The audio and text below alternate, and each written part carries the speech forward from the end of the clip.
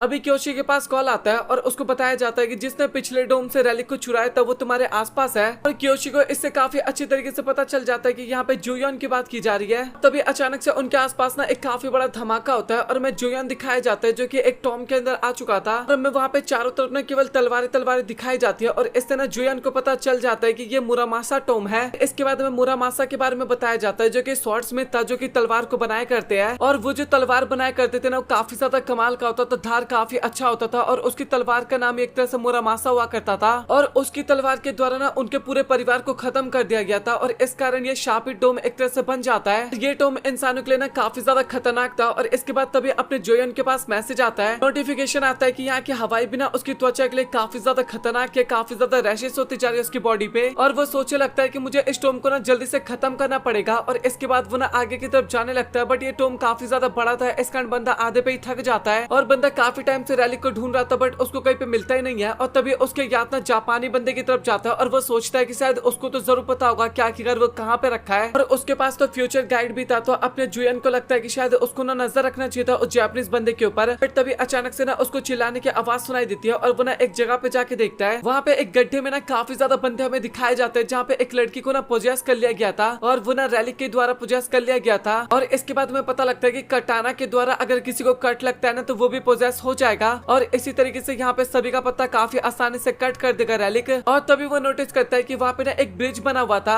और उसको इतना पता चल जाता है कि शायद किसी का ट्रैप है। और वो ना जापानीज बंदे के बारे में पूछने लगता है कि क्या उसी ने सब कुछ किया है क्या। और वो बंदे लोग कहने लगते हैं कि हाँ तुमने सही कहा, और बताने लगता है कि वो जापानी ना कोई गाना गाने की कोशिश कर रहा था और उसके बाद अचानक से जमीन पे गड्ढा हो गया। उसके बाद की घटना तो आप सभी काफी अच्छी तरीके से देख सकते हो। और इसके बाद तभी जुया ना उसी रस्सी को निकालता है और ये ना उसी बंदे से उसने चोरी किया था। और साथ ही एक मोची भी था, मतलब की राइस केक था। और वो ना एक भाई बहन की स्टोरी थी। हमें बताया जाता है कि मदर ना राइस केक बेच के ना घर पे वापस जा रही थी, बट तभी अचानक से टाइगर ने ना उनके ऊपर अटैक कर दिया। और जो भाई बहन थे ना उसके सामने अचानक से रस्सी अपीयर हुआ और वो दोनों रस्सी पे चढ़ के ना आसमान में चले गए और वो ना चांद और सूरज बन गए एक तरह से, मतलब कि सन और मून बन गए थे। और तभी अचानक से अपने बंदे पे नोटिफिकेशन आता है कि उसने ना फोर्थ स्किल भी अनलॉक कर लिया है और उसका नाम निम्बल फिंगर्स होता है। और इसका काफी ज्यादा बेनिफिट था एक तरह से। उसके पास जैसे कोई रैलिक आ जाएगा ना उसको तभी पता चल जाएगा कि आखिरकार उसका इस्तेमाल वो किस तरीके से कर सकता है। अभी उसको टॉम राइडर का तो टाइटल मिल गया था, लेकिन अगर वो इस डेंजर को क्लियर कर देता है, इस टॉम को क्लियर कर देता है ना तो उसको एक काफी बड़ा सा इनाम भी मिलने वाला था। और अभी बंदा सबसे पहले गड्ढे में जंप करता है, उस लड़की को अपनी तरफ बुलाने लगता है और वो लड़की भी ना उसके ऊपर अटैक करने के लिए जाती है। और सच बताओ तो देखने में काफी कमाल का एनिमेशन लग रहा था। वो डैगर की मदद से अटैक करने की कोशिश कर रही थी, अपना जीवन बचने की कोशिश कर रहा था। और इसके बाद वो ना रस्सी में उसको फंसा देता है। जैसे उसके हाथ से चाकू छूट जाता है तो वो लड़की एकदम नॉर्मल हो जाती है। और अभी अपना बंदा उसी जापानीज बंदे के बारे में पूछने लगता है कि आखिरकार वो किधर गया है। और एक बंदा बताने लगता है कि वो ना गुफा के रास्ते की तरफ गया है। इससे जुएन को इतना पता चल जाता है कि जापानीज बंदे को पता चल चुका है कि आखिरकार रैली किधर है। और तभी रस्सी कहने लगता है कि मुझे अभी खेलने का मन कर रहा है। और जुएन ना इसके बाद उसको वापस बुला लेता है और तभी वो बाकी सभी को कहने लगता है कि मैं तुम सभी को बचा लूंगा, बट आप सभी को ना मेरी मदद करनी होगी उस जापानी बंदे को पकड़ने में। और बंदा इस टाइम पे काफी ज्यादा हंस रहा था क्रीपी तरीके से। और इसके बाद में उसी जापानीज बंदे का सीन दिखाया जाता है और वो अभी तक रैलिक को ढूंढने की मेहनत कर रहा था। और क्यों सोचने लगता है कि एक बार मुझे मुरामासा मिल जाए ना उसके बाद तो भाई काफी मजे आ जाएंगे। और बाकी बंदे को तो उसने पहले निपटा दिया था और वो मुरामासा के जरिए ना उस कोरियन का भी पत्ता कट करने वाला था। और इसके बाद वो एक एक करके ना सभी तलवार को निकाल के चेक करने लगता है कि आखिरकार रैलिक कौन सा है, बट उसको कहीं पे भी ना मुरामासा दिखाई नहीं देता। और तभी अचानक से वहाँ पे ना सभी लोग आ जाते हैं और सभी लोग आने के बाद ना क्योशी को काफी गंदी तरीके से पीटने लगते हैं। और हमें जोयन भी दिखाया जाता है और ये सब कुछ किया तरह ना अपने जोयन का था। और तभी वो ना गोल्डन एक्स को बाहर निकालता है और उसको कहने लगता है कि तू मुझे ये बता कि आखिरकार मुरामासा कहाँ पे है। और इसके बाद वो काफी आसानी से ना वहाँ पे मुरामासा को ढूंढ भी देता है और काफी आसानी से अपने बंदे को मुरामासा मिल जाता है। और जैसे वो उसको हाथ में पकड़ता है ना तभी तलवार कहने लगता है कि तूने फाइनली मुझे ढूंढ लिया और अगर तू मेरा इस्तेमाल करना चाहते तो तेरे को ना 10 बंदों का ब्लड मुझे पिलाना होगा। फिर उसके बाद वो अपनी रियल पावर सभी को दिखाएगा, नहीं तो वो जुएन को वहीं पे हमेशा के लिए फंसा देगा। और जुएन कहने लगता है कि भाई तुम जैसे रैलिक अपने आप को समझते हैं क्या, मुझे ये समझ में नहीं आ रहा। और वो तलवार भी कहने लगता है कि भाई तू क्या कर रहा है, तुझे जल्दी से करना चाहिए। और अभी बाकी सभी बंदे भी ना काफी ज्यादा डर गए थे, बट तभी अचानक से जुएन ना उसको काफी टाइटली दबाने लगता है और कहता है कि मैं तेरा ऑर्डर आखिरकार क्यों ही मानूं। और वो पावर ऑफ डोमिनेंस के जरिए ना उसको डिस्ट्रॉय करने की कोशिश करता है और कहने लगता है कि भाई अभी मैं तेरा टेस्ट यहाँ पे ले रहा हूँ, तलवार को ही कहने लगता है। और वो ना उसको काफी ज्यादा तड़पाने लगता है और इसके बाद तलवार भी ना उसकी बात मान जाता है और अपने ट्रू फॉर्म में आ जाता है। और फाइनली अभी वहाँ पे सब कुछ एकदम ठीक हो गया था। और इसके बाद जुया ना सभी को रस्सी की मदद से ऊपर पहुंचाने लगता है और जापानीज बंदा जो था ना वो भी ऊपर जाने की कोशिश करता है, लेकिन जुया ना काफी आसानी से उसको पकड़ लेता है। और अभी बंदा कहने लगता है कि भाई तू ना सच में काफी अच्छा इंसान है और मैं ना तुझे अपने यहाँ पे जॉब पे लगवा लूंगा ताकि तुझे अच्छी खासी सैलरी मिल सके और हमारे पास फ्यूचर गाइड भी है तो वो काफी ज्यादा हमें गाइड करता है एक तरह से। और तभी जोयन कहने लगता है कि फ्यूचर गाइड तो केवल अपने ऑनर का ही ऑर्डर पूरा करता है ना, और वो बताने लगता है कि तूने सही कहा और उसके पास एक कंपनी भी है जो कि इस काम को करने में काफी मदद करता है। और तभी जोयन उस कंपनी का नाम पूछता है और वो बंदा DKBM करके बताता है कि तुमने सुना ही होगा, काफी ज्यादा पॉपुलर है। और ये सुनने के बाद बंदा कुछ नहीं कहता और इसके बाद काफी गंदी तरीके से उसको वहाँ पे पीट देता है और इसके बाद वो रस्सी पकड़ के ना चुपचाप ऊपर चला जाता है। और लिटरली भाई उसने ना वहाँ पे उसको मारने के लिए छोड़ दिया था और इसके बाद डोम भी ना धीरे धीरे बंद होने लगता है और फाइनली उसका पत्ता वहाँ पे कट हो जाता है और उस जापानीज बंदे का सीन यहीं पे खत्म हो जाता है। और इसके बाद हमें न्यूज का सीन दिखाया जाता है जहाँ पे एक जापानीज बंदे के बारे में बताया जा रहा था कि अचानक से भूकंप आने के कारण ना 50 बंदे एक जगह पे फंस गए थे और जापानीज बंदा ना उन सभी को मारने की कोशिश कर रहा था। और चाइनीज और रशियन बंदों ने ना एक तरह से जापान की काफी ज्यादा निंदा कर रहे हैं, मतलब की गवर्नमेंट, यार हम लोग तो जापानीज एनिमे देखते हैं और ये लोग तो जापान के लोगों की इतनी ज्यादा बुराई कर रहे हैं। और अभी कुछ बंदे बात करने लगते हैं कि आखिरकार इन सभी चीजों के बारे में मीडिया में कैसे पहुंच गया और अगर सभी को रैली या फिर टोम के बारे में पता चल जाएगा तो काफी बड़ी प्रॉब्लम हो सकती है। तभी एक बंदा कहने लगता है कि ये सब कुछ उस कोरियन बंदे की वजह से होगा और फ्यूचर गाइड की मदद से हम काफी आसानी से उसको ढूंढ लेंगे। और तभी बॉस कहने लगता है कि फ्यूचर गाइड तो केवल उसे ढूंढ सकता है ना जिसके साथ उसका कांटेक्ट हुआ हो। और ऑफिसर बताने लगता है कि क्योशी का उसका कांटेक्ट हुआ था तो क्या पता वो उसको ढूंढने में मदद कर सके, मतलब कि फ्यूचर गाइड उसके बाद ढूंढने में मदद कर सके। और उसके बाद हम उसका पत्ता कट कर देंगे और इसके बाद हमें जुयान का सीन दिखाया जाता है जो कि एक होटल में था और बताने लगता है कि डोमिनेंस से रैली को हासिल करना ना सच में काफी ज्यादा डिफिकल्ट होता है क्योंकि उसके हाथ पे ना काफी बड़ा स्कार आ चुका था। और रैलिक जितना ज्यादा पावरफुल होता है ना बंदे को उतना ही ज्यादा प्रॉब्लम होता है और वो सोचे लगता है कि अगर इसी तरीके का सिचुएशन रहा तो वो ज्यादा टाइम तक नहीं टिक सकता अगर रैली को इसी तरीके से हासिल करते रहा तो। और अभी अपने बंदे को ना इनाम मिलने वाला था डोम को क्लियर करने के कारण और उससे पूछा जाता है कि डोमिनेंस का रास्ता या फिर एफिनेंस का रास्ता, और अपने बंदे को तो डोमिनेंस का रास्ता ही चुना ज्यादा पसंद आता है। और फाइनली उसको रिवॉर्ड मिल गया था बट उसको समझ में नहीं आता कि आखिरकार रिवॉर्ड क्या मिला उसे। और वो चारों तरफ ढूंढता है बट तभी अचानक से उसको जेब में हाथ डालता है और जेब के अंदर एक छोटी सी गोली थी। सबसे पहले तो सोचता है कि आखिर इसका करना क्या है, फिर फाइनली वो ना उसको खा लेता है और उसका हाथ ना अपने आप हील हो जाता है और वो एक हीलिंग गोली थी, इसका मतलब आप लोग समझ ही गए होंगे। और उसके अंदर का जितना भी घाव था ना वो सभी एकदम ठीक हो जाता है। और इसके बाद सिस्टम बताने लगता है कि उसको ना टॉलरेंस करके एक स्किल मिला है और अभी उसको किसी भी रैलिक से ना कोई ज्यादा असर नहीं होने वाला था। और अपना जुएन भी ना काफी डाउट में आ जाता है कि आखिरकार उसके लिए इतना ज्यादा बेनिफिट क्यों हो रहा है, मतलब कि इतना फायदा उसको क्यों मिल रहा है। और ये सब कुछ उसको ऐसा लगता है कि क्रो ही तो कर रहा है ना कुल मिला के। अभी उसको बताया जाता है कि फ्यूचर गाइड ना उसको ट्रैक करने की कोशिश कर रहा है और इसके बाद वो बताने लगता है कि इसके अंदर ना भविष्यवाणी लिखी गई है एक तरह से और प्राचीन के प्रिंस सोतुको ने इसको लिखा था। और ये काफी कमाल का रैली था, इसने ना किसी टोम को ओपन नहीं किया था इस रैली को पाने के लिए, अपने आप ही अपने ऑनर के पास चला जाता है और इसने ससाकी नाम के एक लड़की को चुना था। और जो एक्सिबिशन टीम थी ना उसको ससाकी के बारे में पता चला और उन्होंने उससे कांटेक्ट करने का कोशिश किया और कुल मिला कि वो उसका फायदा उठाने की कोशिश करता है इस टाइम पे। इसके बाद में पास्ट टाइमलाइन के बारे में पता लगता है यहाँ पे ससाकी के पेरेंट्स को ना काफी अच्छी खासी रकम दी जाती है ताकि ससाकी फ्यूचर रैली को पढ़ सके। बट प्रॉब्लम की बात तो ये था कि वो ज्यादा पढ़ी लिखी नहीं थी और इस कारण वो ना उस लैंग्वेज को बिल्कुल भी नहीं पढ़ सकती थी जो कि किताब के अंदर लिखा हुआ था। और तभी अचानक से एक बंदे ने ना उसका पत्ता कट कर दिया, उसके पास और भी खतरनाक रैलिक था और उसने फ्यूचर रैलिक को ले लिया। बट वो तो पास्ट की बातें थी ना और अभी प्रेजेंट का सीन दिखाया जाता है, मतलब कि वो पिछले जन्म की बातें थी। और अभी अपना जो जुयन होता है ना वो जापान आ चुका था और ससाकी ना अभी एक टीवी शो देख रही थी और उसमें जो उसका मेन कैरेक्टर था ना वो उसको काफी पसंद था क्योंकि काफी ज्यादा स्मार्ट था। और तभी एक बंदा उसके पास आके कहने लगता है कि अभी तुम्हें फ्यूचर गाइड पढ़ना चाहिए। और अभी बंदी ना फ्यूचर गाइड पढ़ती है और वो चीज देखिए काफी ज्यादा डर जाती है क्योंकि उसके अंदर लिखा था कि अभी उसका पत्ता कट होने वाला है। और अभी जुयन का सीन दिखाया जाता है जो कि आराम से बैठ के ना एक होटल में सुशी खा रहा था और इसके बाद हमें उसके पास एक डायरी दिखाया जाता है जिसके अंदर लिखा था कि ससाकी का पत्ता कट हो जाएगा और उसने काफी बार लिखा था ना, इस कारण फ्यूचर गाइड ने भी ना उसको दिखा दिया कि आखिरकार क्या होगा उसके साथ। ऐसा कुछ होगा नहीं, वो सभी कुछ अपने बंदे का प्लान था और उसको ऐसा लगता है कि अभी ससाकी को सभी लोग बचाने के लिए ना काफी जल्दी उसके पीछे पड़ जाएंगे सभी लोग और काफी आसानी से अपने बंदे को ढूंढ लेंगे। और ऐसा ही होता है, बंदा सोच रहा होता है और सभी लोग ना उसके बाहर दिखाए जाते हैं और ऑफिसर बताने लगता है कि ससाकी को ना वेटर बन के अंदर जाना चाहिए। और वो कहने लगता है कि मुझे ये बताओ जब वो मेरा पत्ता कट करने के लिए आए तो आखिरकार मैं अंदर क्यों जाऊं। और वो बताने लगता है कि तुम्हें बस उसके आंखों में देख के ना वापस आ जाना है, उसके बाद तो फ्यूचर गाइड सारा काम काफी आसानी से संभाल लेगा। और वैसे भी उसे पता नहीं है कि तुम्हारे पास ही फ्यूचर गाइड है। और इसके बाद फाइनली ससाकी ना अंदर जाती है और ससाकी ना इसके बाद जुयन को देखती है और लिटरली वो ना उसको काफी ज्यादा स्मार्ट लगता है, इस कारण वो पहली नजर में प्यार में गिर जाती है। और जुयन को भी ना काफी आसानी से पता चल जाता है कि इसी के पास फ्यूचर गाइड है। और अभी ऑफिसर भी ना अपने बंदे को पकड़ने के लिए अंदर जा रहे थे लेकिन तभी ससाकी ना दरवाजे को बंद कर देती है। लिटरली भाई वो अपने आप ही दरवाजे को बंद कर देती है और कहने लगती है कि मैं तुम्हें काफी पसंद करती हूँ मोबाइल में टाइप करके। और वो ना उसको डेट पे चलने के लिए कहने लगती है और गर्लफ्रेंड बनने की भी बात करने लगती है। जुयन जुयन सोचता है कि भाई ये पागल है क्या, लेकिन वो फायदा तो उठा ही सकता था और वो ना उसको हाँ कर देता है, मतलब कि अभी वो उसका फ्यूचर रैलिक भी लेने वाला था। और तभी अचानक से बाहर काफी तगड़ा वाला हमें धमाका देखने को मिलता है और रस्सी की मदद से ना अभी वो सभी लोग बंध चुके थे रस्सी रैलिक की मदद से। और इसके बाद अपना बंदा फाइनली ससाकी को लेके वहां से चले जाता है और इसके बाद का सीन आपको देखना है तो भाई आप लोग जाके देख सकते हो। और अभी जुयन ससाकी को कहने लगता है कि वो सभी ना तेरे ऊपर ही सारी जिम्मेदारी दे दिए थे और ससाकी कहने लगता है कि आपने सही कहा और वैसे वो ना हमेशा मेरे ऊपर नजर रखने की कोशिश करते हैं। और जुयन कहने लगता है कि अब तुझे फिक्र करने की बिल्कुल भी जरूरत नहीं है क्योंकि उन्होंने जो भी किया उसका फल तो अभी उन्हें मिलेगा। और तभी ससाकी सोचने लगते है यार इसके बारे में जैसा कहा जा रहा था ये वैसा तो बिल्कुल भी नहीं है, मतलब कि मुझे नहीं लगता कि कभी मुझे मारेगा और अभी तो मैंने इसको देख भी लिया है तो मे भी मैं इसका फ्यूचर भी पढ़ सकती हूँ, बट मेरे पास अभी किताब तो है ही नहीं। और बंदे उसके ख्यालों में खो रखी थे, लेकिन तभी अचानक से जुयन ना अपने चाकू को निकाल लेता है और उसकी तरफ पॉइंट कर देता है और सबसे पहले उसके फोन को गिरा के ना तोड़ भी देता है और कहने लगता है कि मुझे पता नहीं चलेगा कि आखिरकार तू कौन है, मुझे पता है कि तेरे पे फ्यूचर रैली गाइड है। और सच बात तो ये था कि बंदी अभी काफी ज्यादा डर गई थी और इसके बाद दोनों रेस्टोरेंट के अंदर बैठे हुए थे और जुयन कहने लगता है कि अभी तुझे किताब निकाल के मुझे देना चाहिए और ससाकी कहने लगता है कि मुझे माफ करना बट किताब तो अभी मेरे पास नहीं है। और तभी जुयन कहने लगता है कि बहन तुझे इतना भी नहीं पता क्या तेरी बॉडी पे कोई सा मार्क हुआ, तू जैसे उसको क्लिक करेगी ना तो किताब अपने आप तेरे पास आ जाएगा। और लिटरली ऐसा हो भी जाता है और इसके बारे में ससाकी को कुछ पता भी नहीं था और वो कहने लगता है कि अभी इसके अंदर जो जो चीजें तुम्हें दिखाई दे रहा है वो सारी चीजें लिखना होगा। और ससाकी लिखते रहती है और उसके हाथ में काफी ज्यादा दर्द होता है और वो कहने लगता है कि अगर मैं ये सब कुछ कर दूंगी तो तुम मुझे छोड़ दोगे ना। और ससाकी सीधा मना कर देता है और ये चीज देख के बंदी अगेन काफी ज्यादा डर जाती है। और अभी इसके बाद जुयन बताने लगता है कि अगर मैं रैलिक ले पाता तो मैं कब का तेरे से ले लेता। और इसके बाद में कुछ चीजें पता लगता है कि रैलिक कितने टाइप्स के होते हैं, जैसे कि डबल एस रैंक जो रैलिक होता है ना वो गॉड रैलिक एक तरह से कहलाता है और एस रैंक जो रैलिक होता है ना वो हीरो रैंक रैलिक कहलाता है। ये जो फ्यूचर रैलिक था ना ये एस रैंक का रैलिक आप कह सकते हो। और इसके बाद ग्रेड ए जिसे एपिक ग्रेड कहते हैं, मुरामासा की तलवार को ना उसी ग्रेड में काउंट किया जाता है। और ग्रेड बी उसके बाद आता है और उसके अंदर जो एक्सेस थे ना गोल्ड सिल्वर वाले वो काउंट किए जाते हैं। और इसके बाद ग्रेड सी जो कि कॉमन एक तरह से माना जाता है और ग्रेड डी का ज्यादा कुछ वैल्यू नहीं होता। और इस तरीके से बंदा सभी चीजों के बारे में बताने लगता है और वो बताने लगता है कि जितना भी ऊंचे ग्रेड का वेपन्स होते हैं या फिर रैलिक होते हैं ना वो सभी काफी ज्यादा खतरनाक होते हैं, जैसे कि मुरामासा का तो सीन आपने देख ही लिया था। और तभी अचानक से जुयन को ना बाहर से आवाजें आने लगती है और अभी बंदा मुरामासा को बाहर निकालता है और लिटरली वो ना किताब को इसके बाद डैमेज कर देता है। और ये चीज देख के मुरामासा ना खुद भी काफी ज्यादा हैरान हो जाती है और अभी ससाकी जो थी ना वो बेहोश हो जाती है और अपना जुयन कहने लगता है कि अभी उसके पास कोई ऑप्शन नहीं था इस लड़की को बचाने का। और अभी बंदे को ना एक नया टाइटल मिल चुका था, क्रूएल रैलिक डिस्ट्रॉयर। और इसके साथ उसको ना और भी काफी ज्यादा नए स्किल्स मिलते हैं, जैसे कि उसका स्पाई स्किल होता है ना वो अभी ई रैंक पे आ चुका था, अभी उसका रेंज ना और भी ज्यादा बढ़ चुका था। और अभी बंदे ने काफी ज्यादा हाई रैंक के रैलिक को डिस्ट्रॉय कर दिया था, इस कारण उसको ना एक नया स्किल मिलता है हाई हंटर करके। और अभी वहाँ पे आर्मी वाले बंदे भी आ जाते हैं और वो ना रैलिक को डिस्ट्रॉय होता देखने काफी ज्यादा हैरान हो जाते हैं और वो सभी ना उसको गन पॉइंट पे रख लेता है अपने जुयन को। और तभी जुयन ने एक पत्थर जैसा टुकड़ा फेंकता है और वो भी ना एक रैलिक था और ये टाइप सी का रैलिक था और ये एक फूड वाला रैलिक था, आप इतना मान लो। वो ना एक तरीके का पत्थर था लेकिन उसके अंदर से ना काफी कमाल का स्मेल आ रहा था, इस कारण अभी सभी सोल्जर्स ना आपस में लड़ने लगते हैं कि आखिरकार उसको कौन खाएगा कौन खाएगा। और लिटरली वो सभी ना एक दूसरे का पत्ता भी कट वहाँ पे कर लेते हैं, जान से पत्ता कट कर लेते हैं। और जुयन ना अभी फ्लाइट में बैठा हुआ था और ससाकी के द्वारा लिखा गया ना सभी चीजों को पढ़ रहा था, उसके अंदर था ग्रेटेस्ट टॉम मैनिफेस्टेशन के बारे में भी लिखा हुआ था। और वो इतना बड़ा टॉम था ना कि उसने भाई काफी ज्यादा एरिया को ना अपने अंदर कवर कर लिया था, मतलब कि एक तरह से डबल एस या फिर एस रैंक के टॉम्स को मान सकते हो। और उसके बाद से ना रैलिक ना काफी ज्यादा नंबर्स में ना सर्कुलेट होना स्टार्ट हो गए और उसके बाद लोगों को ना सभी चीजों के बारे में अच्छी तरीके से पता चलने लगा। और अभी अपने बंदा उसी ऑक्शन में जाने वाला था और किताब के अंदर भी ना उसी ऑक्शन के बारे में काफी कुछ लिखा था कि वहाँ पे काफी कमाल के रैलिक्स तुम्हें एक तरह से मिल सकते हैं और उसको जेके नाम के बंदे को भी तो वहाँ पे ढूंढना था ना। अगले सीन में ताइजुन जो होता है ना वो नोबरू के साथ होता है और नोबरू बताने लगता है कि जेके नाम के ना 3 बंदे जो कि उस ऑक्शन में पार्टिसिपेट कर रहे हैं। और अपना बंदा सोचे लगता है कि वैसे वो फेक नाम है, जेके ताइजुन का फेक नाम है और अगर वो पार्टिसिपेट करने के लिए आ रहा है ऑक्शन में इसका मतलब वहाँ पे हमें काफी कमाल के रैलिक देखने को मिल सकते हैं। और अभी जुयन ना रेड को चेक करने लगता है कि आखिरकार वहाँ पे क्या क्या चीजें होने वाले, कैसे कैसे रैलिक, लेकिन उसको ना काम का रैलिक वहाँ पे कोई भी दिखाई नहीं देता, जैसे गॉड ग्रेड हो गया, लेकिन उसको एक दो तो ठीक ठाक रैलिक वहाँ पे पता चल जाते हैं और वो उसको लेना चाहिए। बंदा सारी चीजें सोचने लगता है और नोबरू कहने लगता है कि भाई तू ऑक्शन में पार्टिसिपेट करने की सोच रहा है क्या, और तुझे पता है ना कि वर्ल्ड बिलियन से रेडी स्टार्ट होता है। और जुयन कहने लगता है कि तूने सही कहा, बट तुझे पता है ना कि अभी हम लास्ट वेगस में है और मुझे ऐसा लगता है कि हम यहाँ पे काफी अच्छे खासे पैसे कमा सकते हैं। और अभी 2 बंदे ना आपस में कॉल पे बात कर रहे थे, जहाँ पे एक बंदा बताने लगता है कि फ्यूचर रैलिक को ना खत्म कर दिया गया है और दूसरा बंदा जो बात सुन रहा था वो सोचे लगता है कि सच में बंदा काफी ज्यादा कमाल का होगा जिसने उसको डिस्ट्रॉय किया और शायद वो हमारी टीम में भी आ सकता है अगर मैं पैसा दूं उसको अच्छे खासे तो। और अभी नोबरू और उसके साथी ना काफी ज्यादा हैरान हो जाता है क्योंकि अपना जुयान जो था ना वो सभी बॉक्स में ना काफी ज्यादा जैकपॉट पे जैकपॉट बनाया जा रहा था। और ये चीज देख के वहाँ के आसपास के लोग भी ना काफी ज्यादा हैरान हो जाते हैं और नोब्रू सोचता है कि भाई ये क्या करने की कोशिश कर रहा है। और वहाँ पे इतना ज्यादा झोल लगता है कि बॉडीगार्ड्स भी ना उसको चेक करने के लिए आते हैं। मतलब कि आज तक किसी ने भी इतने ज्यादा जैकपॉट तो हिट नहीं किया। और इसके बाद तभी हमें जोयन के हाथ में ना एक छोटा सा चाकू दिखाया जाता है और हमें पता लगता है कि वो ना गोल्डन एक्स था जिसका भेस उसने चेंज कर दिया था। और देखा जाए तो अभी हमें गोल्डन एक्स के बारे में थोड़ी बहुत चीजें और भी पता लगता है। वो ना काफी ज्यादा लकी एक तरह से आप कह सकते हो। पैसा जितवाने में ना उसी का रोल था, वही बार बार जैकपॉट लगवाने में मदद कर रहा था। और गोल्डन एक्स भी कहने लगता है कि भाई तू आखिरकार मेरी कितनी बेइज्जती करेगा, तू मुझे नाइफ की तरह क्यों रख रहा है, तू अच्छी तरीके से भी तो रख सकता है मुझे। और अभी जोयन ना वहां से जाने वाला होता है, लेकिन तभी अचानक से उसको ना एक बंदा दिखाई देता है और उसको देखने के बाद अपने जोयन का पूरा मूड ही खराब हो जाता है। और इस बंदे का नाम शिबू था और ये ना ताइजुन का ना राइट हैंड या फिर लेफ्ट हैंड मान सकते हो।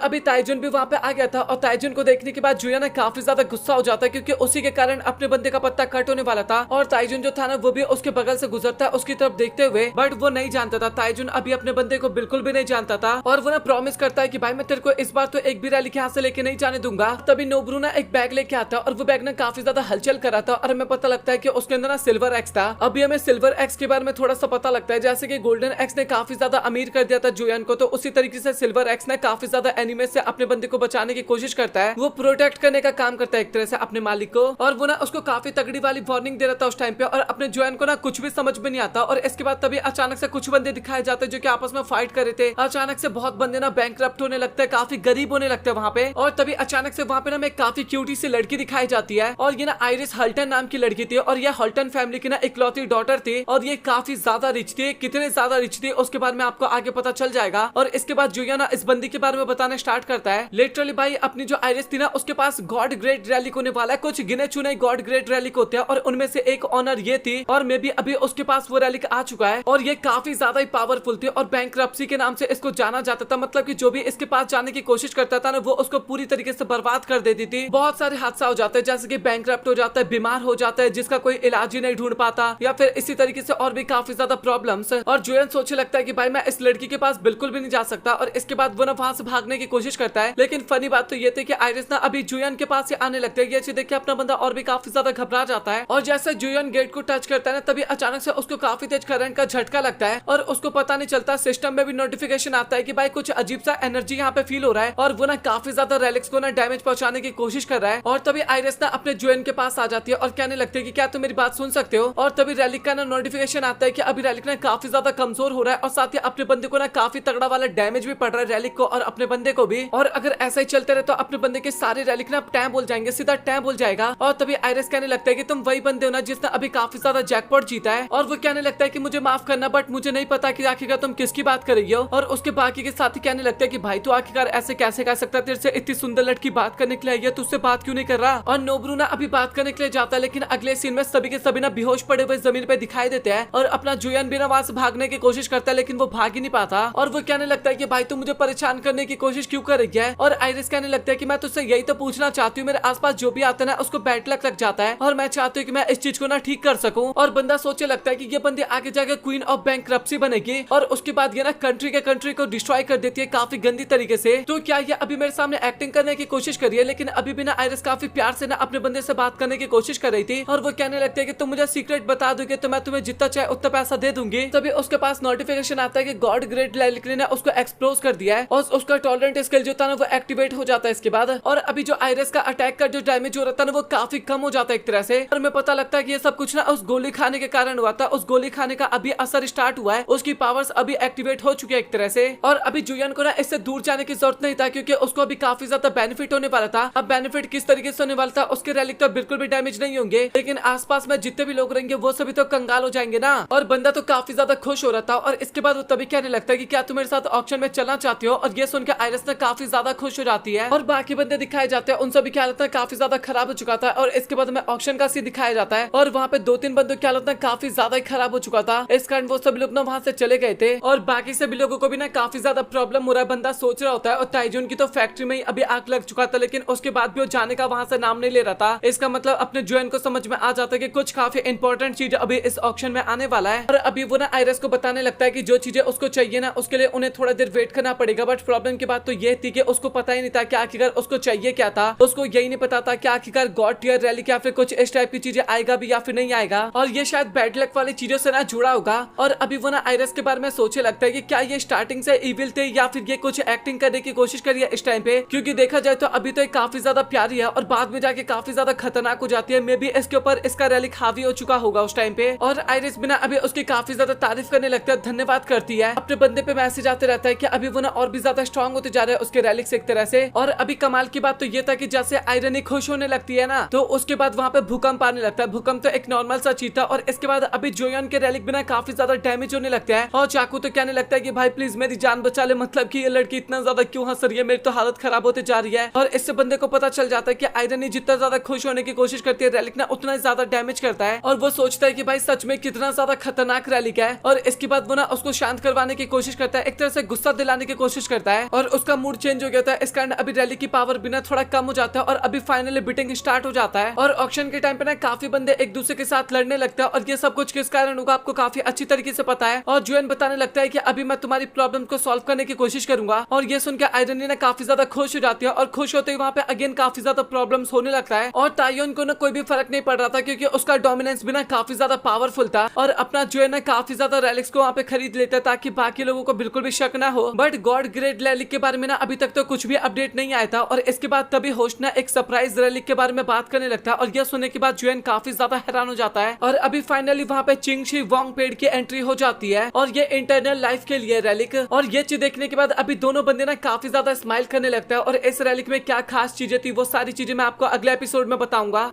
अगर अगला एपिसोड आया तो, क्योंकि अभी तो यह एपिसोड खत्म हो जाता है। और अगर रिस्पांस अच्छा रहा मैं तभी इसका अगला एपिसोड अपलोड करूंगा, वरना मैं शायद अपलोड नहीं करूंगा। और अगला एपिसोड काफी ज्यादा कमाल का होने वाला, मैं इतना आपको बता दूं। तो अगर आप लोगों को वीडियो पसंद आए तो वीडियो को लाइक कर देना और साथ ही चैनल को सब्सक्राइब कर देना। सो मिलता है आप लोगों से अगले वीडियो में, तब तक के लिए गुड बाय।